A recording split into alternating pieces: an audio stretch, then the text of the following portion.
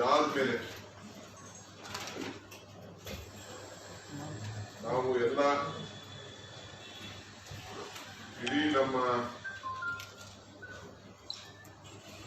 ಸಾಯಂಕಾಲ speak up for our markets ಅಂತೇಳಿ ನಮ್ಮ ಎಲ್ಲ ಸೋಷಿಯಲ್ ಮೀಡಿಯಾ ತಂಡದವರಿಂದ ಶಾಸಕರಿಂದ ಹಿಡಿದು ನಾಯಕರುಗಳಿಂದ ಎಲ್ಲ ಕೂಡ ನಾವು ಲೈವ್ ವಿಡಿಯೋಸ್ ಮಾಡಿ ಅವರಿಗೆ ಗೌರವನ ಸಲ್ಲಿಸುವಂಥದ್ದು, paying tributes to our jawans. ಆ ಕೆಲಸವನ್ನ ನಾಳೆ ಆ ಕೆಲಸ ನಮ್ಮ ಸೋಷಿಯಲ್ ಮೀಡಿಯಾ ಮುಖಾಂತರ ನಾವು ರಿಜಿಸ್ಟರ್ ಮಾಡಿ ಅವರೆಲ್ಲರೂ ಕೂಡ ನಾವು ಶಕ್ತಿ ತುಂಬುವಂತ ಕೆಲಸವನ್ನು ನಾವು ಮಾಡ್ತಾ ಇದ್ದೇವೆ. ಇದಲ್ಲದೆ 29ನೇ ತಾರೀಕು ಈಗಾಗಲೇ ನಮ್ಮ ರಾಜ್ಯದ ಹಿರಿಯ ನಾಯಕರುಗಳ ಸಭೆಯನ್ನ 27ನೇ ತಾರೀಕು 3 ಗಂಟೆಗೆ ನಾನು ಕೆಪಿಸಿಸಿಲಿ ಕೆಲವು ಹಿರಿಯ ನಾಯಕರುಗಳ ಸಭೆಯನ್ನು ನಾನು ಕರೆದಿದ್ದೇನೆ. ಒಂದು 5-6 ಸಬ್ಜೆಕ್ಟ್ ಇದೆ ಅದರಲ್ಲಿ. ಮುಖ್ಯವಾಗಿ ಪೆಟ್ರೋಲು ಡೀಸೆಲ್ ಬೆಲೆ ಏನು ಏರಿದೆ,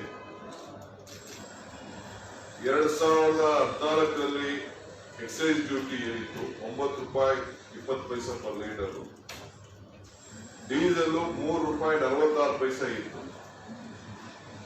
ಕೊನೆಯ 6 ವರ್ಷದಲ್ಲಿ ಗವರ್ಮೆಂಟ್ ಎಕ್ಸೈಸ್ ಡ್ಯೂಟಿನ ಪೆಟ್ರೋಲ್ನ ₹23.75 ಏರಿಸಿ ಅಡಿಷನಲ್ ಆಗಿ 28.37 ಪರ್ ಲೀಟರ್ ಆಗಿ ಒಟ್ಟು 820% ಹೈಕ್ ಆಗಿದೆ excise duty on diesel. 258% on petrol ಆಗಿದೆ. ಸೊ ಇದರಿಂದ 18 ಲಕ್ಷ ಕೋಟಿ ರೂಪಾಯಿ ಇವತ್ತು ಲಾಸ್ಟ್ 6 years ನಲ್ಲಿ excise duty on petrol and diesel ಒಂದರಲ್ಲೇ ಇವತ್ತು ಇನ್ಕ್ರೀಸ್ ಆಗಿದೆ. ಲಾಕ್ಡೌನ್ 3 months ಆದ್ಮೇಲೆ ಪ್ರಾಫಿಟಿಂಗ್ ರಿಪೀಟೆಡ್ ಇನ್ಕ್ರೀಸ್ ಆಗಿ ಇವತ್ತು ಎಲ್ಲ ಎಕ್ಸ್ಪ್ಲಾಟೇಷನ್ ಅಂತ ಏನು ಕರಿತೀವಿ, ಇದರಲ್ಲಿ ಇಡೀ ದೇಶದ ಪ್ರತಿಯೊಬ್ಬ ನಾಗರಿಕರನ್ನ ಸುಲಿಗೆ ಮಾಡುವಂತ ಕೆಲಸ ಇವತ್ತು ಕೇಂದ್ರ ಸರ್ಕಾರ ಇವತ್ತು ಹೊರಟಿದೆ. ಮಾರ್ಚ್ 5ನೇ ತಾರೀಕು ಪೆಟ್ರೋಲು ಡೀಸೆಲ್ಗೆ ₹3 ಏರಿಕೆ ಆಗಿದೆ. 5ಕ್ಕೆ ಎಕ್ಸೈಸ್ ಡ್ಯೂಟಿನೇ ಅದು ₹3 ಆಗಿದೆ. ಪೆಟ್ರೋಲ್ಗೆ ಡೀಸೆಲ್ 13, ಪೆಟ್ರೋಲ್ಗೆ 10. 7ನೇ ಜೂನ್ ಇಲ್ಲಿವರೆಗೂ 24ನೇ ಜೂನ್ ವರೆಗೂ 18 ದಿನದಲ್ಲಿ ಮತ್ತೆ ಇನ್ಕ್ರೀಸ್ ಆಗಿ ₹10.48 ಜಾಸ್ತಿ ಆಗಿ ಪೆಟ್ರೋಲ್ಗೆ, ಡೀಸೆಲ್ಗೆ ₹8.50 ಅಂದ್ರೆ 10.40 per litre for diesel, ₹8.50 for petrol ಆಗಿದೆ.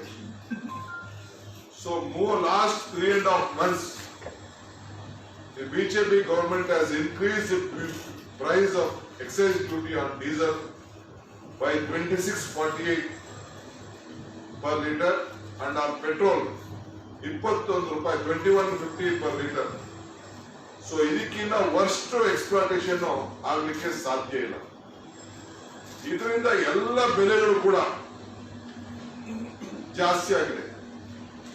This is the biggest highest cheating for the people of this country. ಎಲ್ಲ ಜನ ಇವತ್ತು ರಕ್ತನ ಹೀರ್ತಾ ಇದ್ದಾರೆ ಜನರ ಹತ್ರ.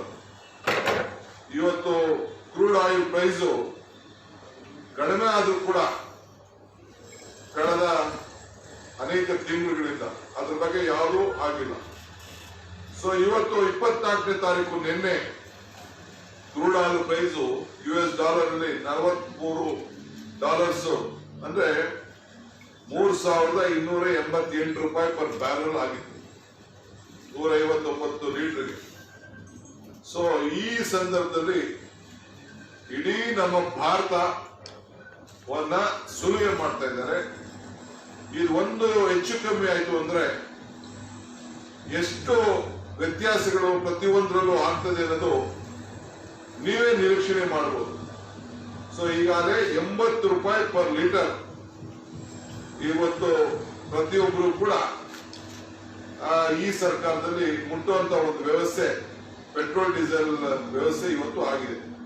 20 ರೂಪಾಯಿ ಆಗ್ಬೇಕಾದ್ದು 80 ರೂಪಾಯಿ ಇವತ್ತು ಮುಟ್ಟಿದೆ. ಇದಕ್ಕೋಸ್ಕರ ನಮ್ಮ ಪಕ್ಷ 29ನೇ ತಾರೀಕು ನಾವು ಒಂದು ಕೇಂದ್ರದ ಸರ್ಕಾರದ ಒಂದು ಕಚೇರಿ ಮುಂದೆ ನಾವೆಲ್ಲ ಪಕ್ಷದ ನಾಯಕರು ಸೋಷಿಯಲ್ ಡಿಸ್ಟೆನ್ಸ್ ಅನ್ನ ಮೇಂಟೈನ್ ಮಾಡಿ ನಾವು 1 ಗಂಟೆಗಳ ಕಾಲ 2 ಗಂಟೆಗಳ ಕಾಲ ನಾವು ಧರಣವನ್ನ 10 ರಿಂದ 12 ಗಂಟೆವರೆಗೂ ಕೂಡ 29ನೇ ತಾರೀಕು ಜೂನು ನಮ್ಮ ಹೆಡ್ ಕ್ವಾರ್ಟರ್ಸ್ ನಲ್ಲಿ ನಾವು ಇದನ್ನ ಮಾಡ್ತಾ ಇದ್ದೇವೆ. ಮತ್ತು ಎಲ್ಲ ಜಿಲ್ಲೆಗಳಿಗೂ ಕೂಡ ಇದೇ ರೀತಿ ಆದೇಶವನ್ನ ನಾವು ಕೊಡ್ತಾ ಇದ್ದೇವೆ. ಇದಾದ ಮೇಲೆ 30ನೇ ತಾರೀಕು ಜೂನ್ ರಿಂದ 4ನೇ ತಾರೀಕು ಜುಲೈವರೆಗೂ ಹೆಚ್ಚು ಕಮ್ಮಿ ಒಂದು 5-6 ದಿನ ಟೈಮ್ ನಲ್ಲಿ 2ನೇ ತಾರೀಕು 1ನೇ ತಾರೀಕು ಬಿಟ್ಟು ನಮ್ಮ ರಾಜ್ಯದಲ್ಲಿ ವಿಶೇಷವಾಗಿ 4ನೇ ತಾರೀಕು 5ನೇ ತಾರೀಕು ಜುಲೈ ಅಷ್ಟೊತ್ತಿಗೆ ಎಲ್ಲ ತಾಲೂಕಿನ ಹೆಡ್ ಕ್ವಾರ್ಟರ್ಸ್ ಗಳಲ್ಲಿ ಅವರೆಲ್ಲ ಕೂಡ ಧರಣಿ ಮಾಡಿ ತಹಶೀಲ್ದಾರ್ಗೆ, ಡೆಪ್ಟಿ ಕಮಿಷನರ್ಸ್ಗೆ ಒಂದು ಪ್ರತ್ಯೇಕವಾದಂತಹ ರಾಷ್ಟ್ರಪತಿಗಳಿಗೆ ಮನವಿಯನ್ನ ಕೊಡುವಂತ ಒಂದು ಕಾರ್ಯಕ್ರಮ. ಇದಲ್ಲದೆ ಸ್ಪೀಕ್ ಅಪ್ ಫಾರ್ ಇಂಡಿಯಾ ಇದನ್ನು ಕೂಡ ಸೋಷಿಯಲ್ ಮೀಡಿಯಾದಲ್ಲಿ ಈ ಭಾರತವನ್ನ ರಕ್ಷಣೆ ಮಾಡಲಿಕ್ಕೆ ಒಂದು ದೊಡ್ಡ ಕ್ಯಾಂಪೇನ್ ಅನ್ನ, ಆಂದೋಲನವನ್ನ ನಾವು ಇವತ್ತು ನಮ್ಮ ಸೋಷಿಯಲ್ ಮೀಡಿಯಾ ಮುಖಾಂತರ ಒಂದು ಹೋರಾಟವನ್ನ ಪ್ರಾರಂಭವನ್ನ ನಾವು ಮಾಡೋರಿದ್ದೇವೆ. ಇದು ಕಾಂಗ್ರೆಸ್ ಪಕ್ಷ ಇಡೀ ನಮ್ಮ ರಾಷ್ಟ್ರದಲ್ಲಿ ನಾವು ತೆಗೆದುಕೊಂಡಂತ ಒಂದು ದೊಡ್ಡ ಐತಿಹಾಸಿಕವಾದಂತ 2 ತೀರ್ಮಾನಗಳು. ಇವತ್ತು ಇದರ ಜೊತೆಗೆ ನಾನು ನಿಮಗೆ ನಮ್ಮ ಕರ್ನಾಟಕ ರಾಜ್ಯದ ಹೆಲ್ತ್ ಡಿಪಾರ್ಟ್ಮೆಂಟ್ ಸರ್ಕಲ್ನ ಬಹುಶಃ ನೀವೆಲ್ಲ ಗಮನಿಸಿರ್ಬೇಕು ಅಂತ ಕಾಣ್ತದೆ.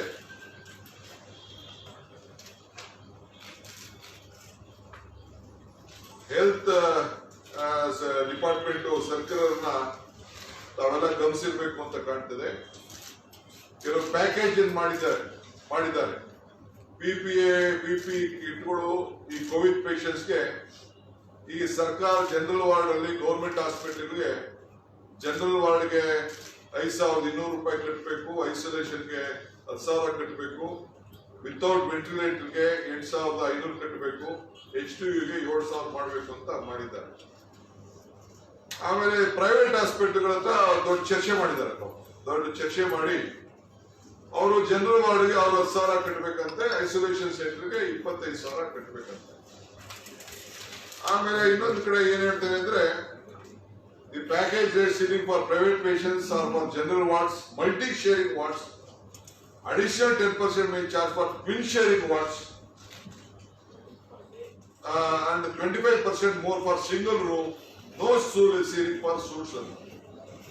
ಇದನ್ನ ಅನ್ಫೋರ್ಸಿನ್ ಸರ್ಜರಿಗೆ, ಕೋವಿಡ್ ಕಂಡೀಷನ್ಗೆ, ಪ್ರೆಗ್ನೆನ್ಸಿಗೆ ಅಡಿಷನಲ್ ಪ್ಯಾಕೇಜ್ ನ ಒಂದು ಅಪ್ಲೈ ಮಾಡ್ಕೊಡಿ ಅಂತ ಹೇಳ್ತಾ ಇದ್ದಾರೆ. ನಾನು ಒಂದಷ್ಟು ದಿನ ಈ ಮೆಡಿಕಲ್ ಎಜುಕೇಶನ್ ಮಿನಿಸ್ಟರ್ ಆಗಿದ್ದೆ.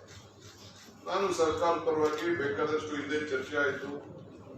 ಸಿದ್ದರಾಮಯ್ಯ ಸರ್ಕಾರದಲ್ಲಿ ಮಾಡ್ತು. ನಾವು ಒಂದು ಮಾದರಿಯಾಗಿ ಇಡೀ ಪ್ರಪಂಚಕ್ಕೆ ನಾವು ಹೆಲ್ತ್ ಬಗ್ಗೆ ನಾವು ಸ್ವಲ್ಪ ಪ್ರೋಗ್ರೆಸಿವ್ ಇದ್ದು ನಮ್ಮ ಕರ್ನಾಟಕ ರಾಜ್ಯ. ಹಿಂದೆ ಕೋಪರೇಷನ್ ನಲ್ಲೂ ಕೂಡ ಕೆಲವು ಸ್ಕೀಮ್ಸ್ ನ ರೈತರಿಗೆ BPL ಮಾಡ್ತಾ ಇದ್ರು. ಆಮೇಲೆ ಬೇಕಾದಷ್ಟು ಡಿಬೇಟ್ ಆಯ್ತು. ನಾವು ಸೆಂಟ್ರಲ್ ಗೌರ್ಮೆಂಟ್, ಸ್ಟೇಟ್ ಗೌರ್ಮೆಂಟ್ ನಾವು ಮಾಡೋದು ಬೇಡ ಅಂತ ಹೇಳಿ ಆಯುಷ್ಮಾನ್ ಭಾರತ, ಆರೋಗ್ಯ ಕರ್ನಾಟಕ ಅಂತ ಹೇಳಿ ಹೊಸ ಯೋಜನೆಯನ್ನ ತೆಗೆದುಕೊಂಡು ಬಂದು ಈ ಆಯುಷ್ಮಾನ್ ಭಾರತದಲ್ಲಿ ನಾನು ಪ್ರೆಸ್ ಕಾನ್ಫರೆನ್ಸ್ ಮಾಡಿದೆ. ನಾನು ಒಂದು ಸ್ವಂತ ಮಾಡಿದ್ದೆ. ಬಡ ಕುಟುಂಬಗಳಿಗೆ 5 ಲಕ್ಷ ರೂಪಾಯಿವರೆಗೂ ವೈದ್ಯಕೀಯ ಉಚಿತವಾಗಿ ಕೊಡಬೇಕು ಅಂತೇಳಿ ನಾನು ಪ್ರೆಸ್ ಕಾನ್ಫರೆನ್ಸ್ ಮಾಡಿದ್ದೆ ನನ್ನ ನೆನಪು ಇಲ್ಲಿ ವಿಧಾನಸೌಧದಲ್ಲಿ. ಸೊ ಬಡತನ ರೇಖೆಯಿಂದ ಕಡಿಮೆ ಇದ್ದವ್ರಿಗೆ APL ಉಚಿತವಾಗಿ 1.5 ಲಕ್ಷ ರೂಪಾಯಿವರೆಗೂ ಕೂಡ ನಾವು ಅವಕಾಶವನ್ನು ಮಾಡಿಕೊಡ್ಬೇಕು ಅಂತ ಹೇಳಿ ನಾವು ಸರ್ಕಾರದ ಆದೇಶನೇ ಮಾಡಿ ಕೇಂದ್ರ ಸರ್ಕಾರ ರಾಜ್ಯ ಸರ್ಕಾರ ಇಬ್ರು ಸೇರಿ ನಾವು ಒಪ್ಕೊಂಡಿದ್ದೇವೆ. ಇವ್ರು ಯಾರು ಕೂಡ ಆರೋಗ್ಯ ಕಾರ್ಡ್ ಕೂಡ ಕಡ್ಡಾಯ ಇಲ್ಲ ಅಂತ ಹೇಳಿ ನಾವು ಹೇಳಿದ್ದೇವೆ.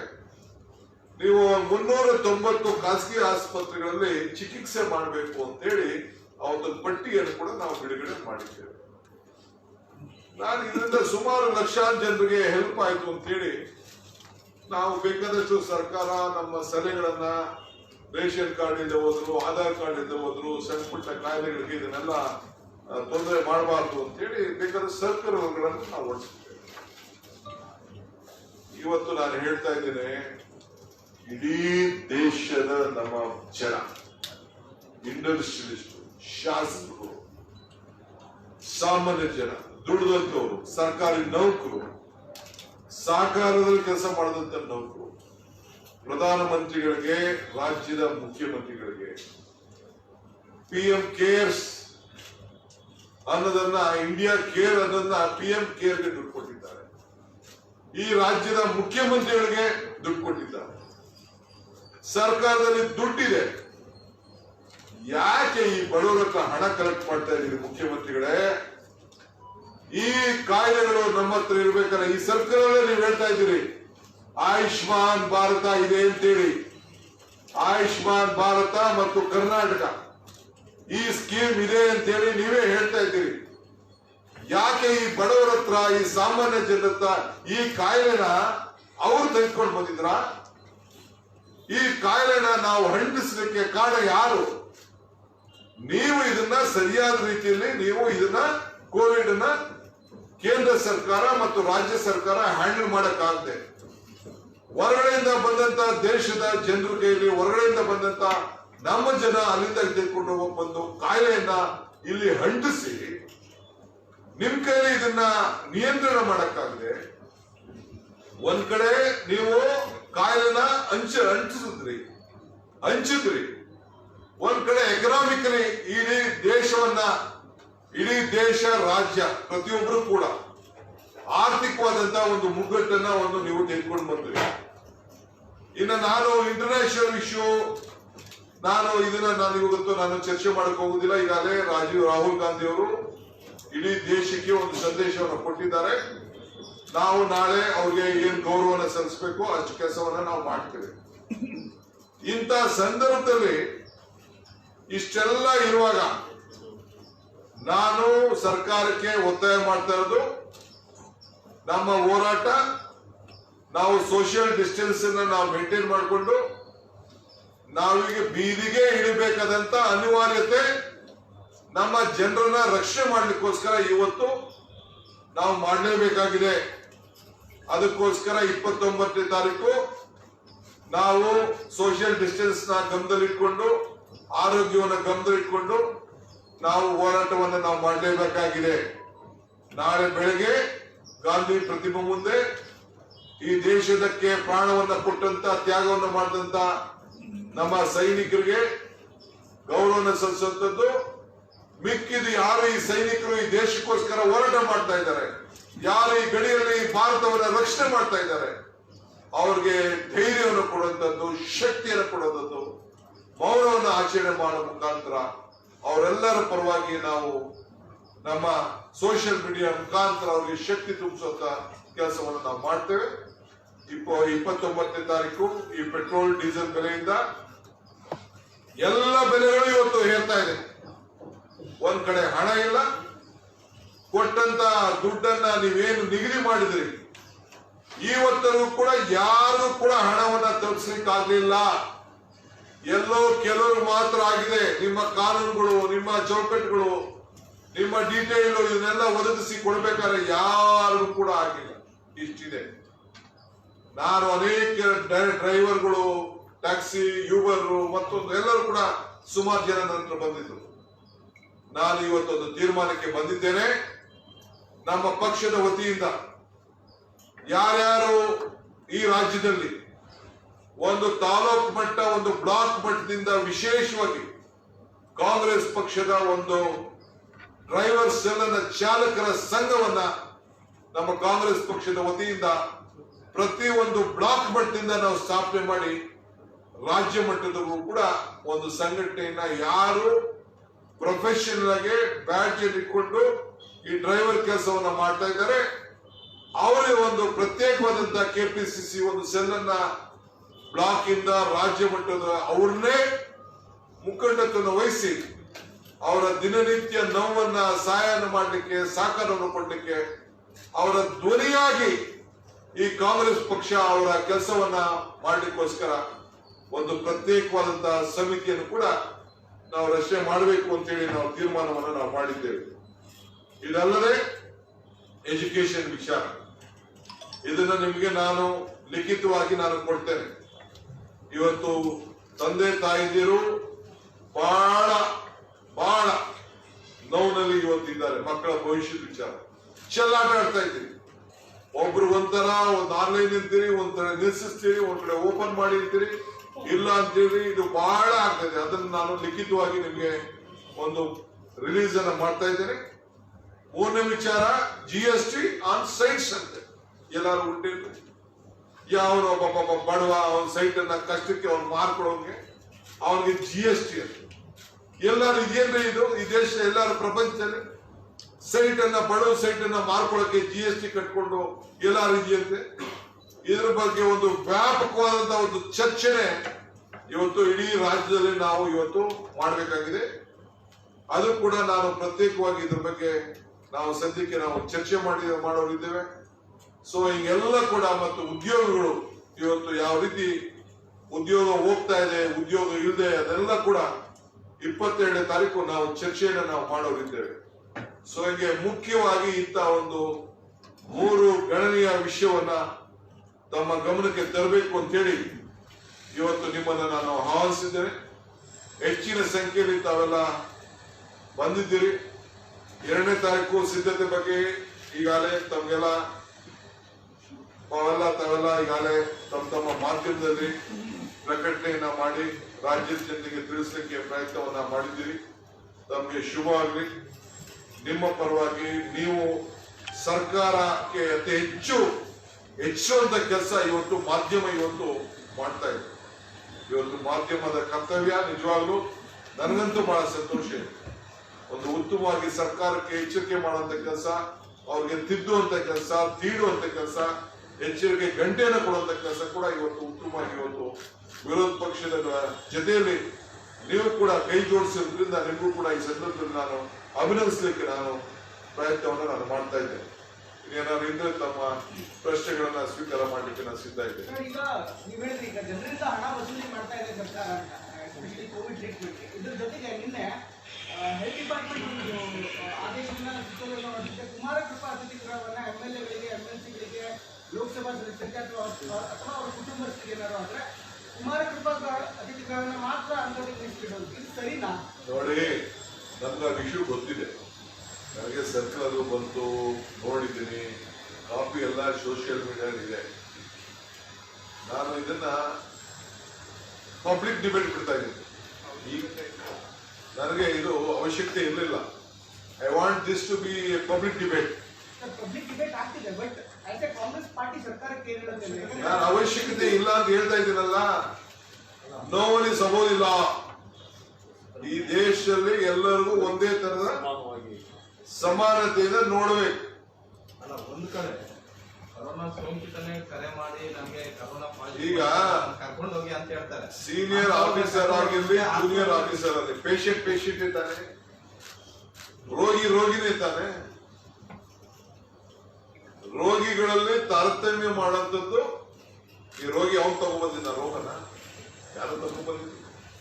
ನಾವೇ ಗಿಫ್ಟ್ ಕೊಟ್ಟಿದ್ದೀವಿ ಪಾಪ ಬಡವರಿಗೆ, ಸಾಮಾನ್ಯ ಜನಕ್ಕೆ. Every officer, he may be a constable, he may be an ASHA worker, or he may be IPS officer, or he may be IBS officer.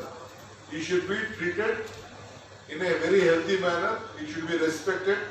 ಅದಕ್ಕೆ ನಾನು ಹೇಳ್ತಾ ಇದ್ದಿದ್ದು ಬರೀ ಮೈಗ್ರೆಂಟ್ ಫಾರಿನ್ ಇಂದ ಬಂದವನು ಟ್ರೈನಲ್ಲಿ ಬಂದವನು ಮಾತ್ರ ಅಲ್ಲ, ಇಲ್ಲಿ ಬಿಲ್ಡಿಂಗ್ ಕಟ್ಟವನು ಈ ವಾಚ್ಮನ್ ಇದ್ದವನು ಕೂಡ ಅವನು ಕೂಡ ನಮ್ಮನ್ನ ರಕ್ಷಣೆ ಮಾಡ್ತಿದ್ದವನು ಅಂತ. ಅವನು ನಮ್ಮ ಮನೆ ರಕ್ಷಣೆ ಮಾಡ್ತಿದ್ದಲ್ಲ, ಅವನು ಕ್ಲೀನ್ ಮಾಡ್ತಿದ್ದಲ್ಲ. ಪಾಪ ಆ ಹೆಣ್ಮಗಳು ಆಶಾ ವರ್ಕರ್ ಮನೆಗೆ ಹೋಗಿ ಉಗಿಸ್ಕೊಂಡು ಬರ್ತಿದ್ರಲ್ಲ, ಅವ್ರಿಗೂ ಅದೇ ಟ್ರೀಟ್ಮೆಂಟ್ ಕೊಡ್ಬೇಕು. ಆ ಹೆಣ್ಮಗಳು ಡಾಕ್ಟರ್ಗೂ ಕೊಡ್ಬೇಕು, ಪೊಲೀಸ್ ಕಮಿಷನರ್ಗೂ ಅದೇ ಟ್ರೀಟ್ಮೆಂಟ್ ಕೊಡ್ಬೇಕು, IAS ಆಫೀಸರ್ಗೂ ಅದೇ ಟ್ರೀಟ್ಮೆಂಟ್ ಕೊಡ್ಬೇಕು. ಲಾಕ್ಡೌನ್ ವಿಚಾರವಾಗಿ ನಾಳೆ ಸಿಎಂ ಬೆಂಗಳೂರು ಶಾಸಕ ಸಭೆ ಕರೆದಿದ್ದಾರೆ. ಕೆಪಿಸಿಸಿ ಏನ್ ಹೇಳ್ತಿದ್ದಾರೆ? ಎಸ್ಪೆಷಲಿ ಬೆಂಗಳೂರಲ್ಲಿ ನೋಡಿಯಪ್ಪ, ಸ್ಪೆಷಲಿಸ್ಟ್ಗಳು ಕೂಡ ಗೌರ್ಮೆಂಟ್ ಡ್ಯೂಟಿ ಮಾಡ್ಲಿ. ನಾನ್ ನನ್ನ ಡ್ಯೂಟಿ ಮಾಡೋದಕ್ಕೆ ಪಾಪ ಅವ್ರು ಯಾರೋ ದೊಡ್ಡವರು ದೊಡ್ಡ ಮನುಷ್ಯರು ಡೆಪ್ಟಿ ಸಿಎಂ ಸಾಹೇಬರು ಏನ್ ಹೇಳಿಕೆ ಕೊಟ್ಟು ನೋಡಿದ್ರಲ್ಲ. ಸರ್, ಈಗ ಅವ್ರು ಹೇಳ್ತಾರೆ, ನಿಮ್ಮಿಂದ ಈ ಸ್ಟೇಟ್ಮೆಂಟ್ ಎಕ್ಸ್ಪೆಕ್ಟ್ ಮಾಡಕ್ ಆಗಲ್ಲ. ಅವ್ರೇನಾದ್ರು ನೀವು ಮಾಡಕ್ಕಾಗ್ತೇವ್ರು ನಾನು ಮಾಡುವಂತಲ್ಲ. ಅಲ್ಲ, ಯಾವ್ದು ಸರ್ ಅವ್ರು ನೂರು ಹೇಳ್ತಾರೆ ಸರ್, ಅವ್ರು ಇವತ್ತು ಹೇಳಕ್ಕೆ ನಡೀತಾ ಇರುತ್ತೆ. ನೀವು ಮಾತಾಡ್ಬೇಕಲ್ಲ ಸರ್, ವಾಯ್ಸ್ ಅಲ್ವಾ ಅಗೇನ್ಸ್ಟ್ ಗೌರ್ಮೆಂಟ್, ನೀವು ತಾನೇ ವಾಯ್ಸ್ ರೈಸ್ ಮಾಡಬೇಕು. ಸರ್, ಈಗ ಲಾಕ್ಡೌನ್ ವಿಚಾರವಾಗಿ ಸರ್ ಅದೇ ವಿಚಾರ ಕೆಪಿಸಿಸಿ ಸ್ಟ್ಯಾಂಡ್ ಏನು ಅನ್ಸುತ್ತೆ Bengaluru especially? See, I am telling you, let tomorrow all our MLAs are going there. Let they express there. ಅದನ್ನ ಏನ್ ತೀರ್ಮಾನ ಮಾಡಬೇಕು ಅವ್ರು ಮಾಡ್ತಾರೆ. ನಾನೀಗ ಬರೀ ಬೆಂಗಳೂರು ಒಂದು ವಿಚಾರಕ್ಕೆ ನಾನು ಹೋಗುದಿಲ್ಲ. ಇಡೀ ರಾಜ್ಯವನ್ನೇ ಸುರಕ್ಷಿತವಾಗಿರಬೇಕಾದ್ದು ಸರ್ಕಾರದ ಕರ್ತವ್ಯ. ನಾಗರಿಕರು ಕೂಡ ಸಹಕಾರವನ್ನು ಕೊಡಬೇಕಾದ್ದು ನಾಗರಿಕರ ಕರ್ತವ್ಯ ಕೂಡ. ಸೊ ಅದಕ್ಕೆ ಈಗ ನಾನೊಬ್ಬ ನಾಗರಿಕನಾಗಿ, ಕನಕಪುರದ ನಾಗರಿಕರಾಗಿ ನಾನೇನ್ ಕೆಲಸ ಮಾಡಬೇಕು ನಾನು ಮಾಡಿದ್ದೇನೆ. ಬೆಂಗಳೂರವ್ರು ಏನ್ ಮಾಡಬೇಕು ಅವ್ರು ಮಾಡ್ಕೊಳ್ತಾರೆ. ಇದ್ರ ಬಗ್ಗೆ ನಾನು ಹೆಚ್ಚಿಗೆ ಚರ್ಚೆ ಮಾಡಕ್ ಹೋಗುದಿಲ್ಲ. I don't want to interfere with the affairs. One thing I am being committed that we should maintain the protocol. Whatever is there, the government has set its standard with its wisdom. Let them do it. ಆಮೇಲೆ ನಾವು ಮಾತಾಡ್ತೀವಿ. I am very clear. Government should make all treatment connected to COVID should be free. They should not charge. ಬೇಕಾದ್ರೆ ಎಷ್ಟು ಬೇಕಾದ್ರೂ ಸರ್ಕಾರ ಯಾರು ಬೇಕಾದ್ರೂ ಕೊಡ್ತಾರೋ ಬಿಡ್ತಾರೋ, ಸರ್ಕಾರದಲ್ಲಿ ದುಡ್ಡಿದೆ, ಆ ದುಡ್ಡನ್ನ ಅವ್ರಿಗೆ ಕೊಡ್ಲಿ. ದುಡ್ಡು ಬೇಕಾದ್ರೆ ಅವ್ರು ಕೊಡ್ಲಿ, ಅವ್ರಿಗೆ ಕಟ್ಲಿ.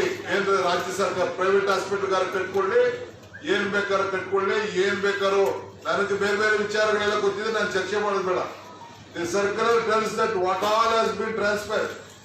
ಈ ಸರ್ಕ್ಯುಲರ್ ಎಲ್ಲದಕ್ಕೂ ಕೂಡ ಗೊತ್ತೆ. ಅದ್ರ ಬಗ್ಗೆ ಇನ್ನೂ ಸ್ವಲ್ಪ ಮಾಹಿತಿ ಇದೆ. ನಾನು ರೈಟಿಂಗ್ ಅಲ್ಲಿ ನಾನು ಕೆಲವು ಇನ್ನ ಮಾಹಿತಿಗಳನ್ನ ನಾನು ನಿಮ್ಗೆ ಕೊಡೋರಿದ್ದೇನೆ. ಸರ್, ಈಗ ಕೆಲವೊಂದು ಆಸ್ಪತ್ರೆಗಳಲ್ಲಿ ಬೆಡ್ಗಳೇ ಇಲ್ಲ, ಎಸ್ಪೆಷಲಿ ICU ತುಂಬಾ ಸಮಸ್ಯೆ ಇದೆ. ಸರ್ಕಾರ ಕೇಳಿದ್ರೆ ಎಲ್ಲ ರೆಡಿ ಇದೆ, 1000 ಬೆಡ್ಸ್ ಲಾಕ್ ಡೌನ್ ಮಾಡೋದು ಏನಕ್ಕೆ? ಪ್ರಿಪರೇಷನ್ಗೋಸ್ಕರ lockdown. Has government made any preparation? No preparation has been done. No planning. Preparation ಆಗಿತ್ತು ಅಂದ್ರೆ ಬೇರೆಯವ್ರ ಹತ್ರ ಯಾಕೆ ಬೆಕ್ ಮಾಡಬೇಕಾಗಿತ್ತು? ಬೆಡ್ ಶಾರ್ಟೇಜ್ ಯಾಕಾಗಿತ್ತು? ಏನ್ ಪ್ಲಾನಿಂಗ್ ಇತ್ತು? ಪ್ರತಿಯೊಂದು ಹಂತದಲ್ಲೂ ಕೂಡ ಈ ಸರ್ಕಾರ ಈ ಒಂದು ಕಾಯಿಲೆಯನ್ನ, ಕೋವಿಡ್ ಅನ್ನ ಹ್ಯಾಂಡಲ್ ಮಾಡುತ್ತದೆ. ಮೊದಲನೇ ದಿನದಿಂದ ಎಲ್ಲ ಪಕ್ಷಗಳು ಕೂಡ, ಸಾರ್ವಜನಿಕರು ಎಲ್ಲ ಕೂಡ ಇವತ್ತು ಸಹಕಾರ ಕೊಟ್ಟಿದ್ರು ಕೂಡ ಈ ವಿಚಾರದಲ್ಲಿ, ಹ್ಯಾಂಡಲ್ ವಿಚಾರದಲ್ಲಿ ಸಂಪೂರ್ಣವಾಗಿ ಫೇಲ್ ಆಗಿದೆ. There is no doubt in it. ಒಂದು ಆಂಬ್ಯುಲೆನ್ಸ್ ಕಳ್ಸಕ್ಕಾಗಿಲ್ಲ, ಒಂದು ಟ್ರೀಟ್ಮೆಂಟ್ ಮಾಡಾಗಿಲ್ಲ, ರಸ್ತೆ ಬಿಡಿದು ಇಡೀ ದೇಶನೇ ಕೊಂದು ಬಿಟ್ಟಿದ್ದಾರೆ. ದೇಶ ಬದುಕಿದ್ರು ಸತ್ತಂಗೆ ಪಾಪ ಆ ಜನ. ಆರ್ಥಿಕವಾಗಿ, ಸಾಮಾಜಿಕವಾಗಿ, ಆರೋಗ್ಯಕರವಾಗಿ ಎಲ್ಲ ತರದಲ್ಲೂ ಕೂಡ ಈ ದೇಶವನ್ನ ಶೈಕ್ಷಣಿಕವಾಗಿ ಎಲ್ಲರೂ ಕೂಡ ಇವತ್ತು ಬದುಕಿದ್ರು ಕೂಡ ಅವನ್ನೆಲ್ಲ ಹೊಂದಿದ್ದಾರೆ.